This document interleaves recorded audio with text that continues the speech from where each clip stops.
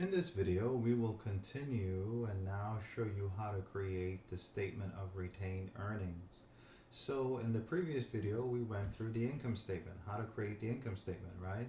So you're going to use the information on the left. You're going to organize that into an income statement, which is what you have here. So you have this income statement that you're going to need to create. And we did that using these numbers, okay?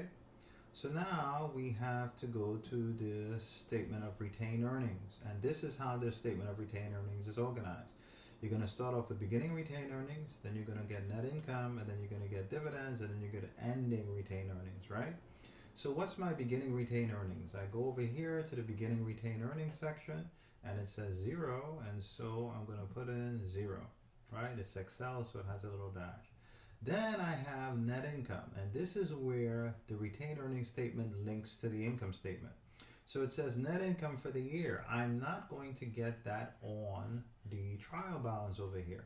I'm going to have to go to my income statement and get the net income from the income statement. It could be net income or it could be net loss. If it's net loss, this is a negative number. If it's net income, it's a positive number. So my net income is 471,000. And so I'm going to go over here and it's going to be 471,000, right? So this net income is coming from the income statement, okay?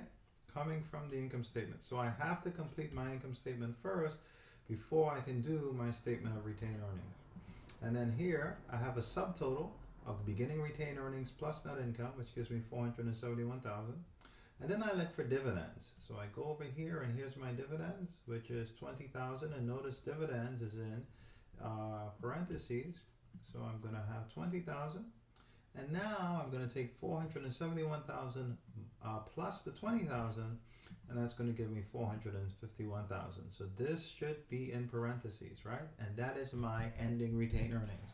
So my beginning retained earnings started at 0, and now I have my ending retained earnings after I added net income and subtracted dividends.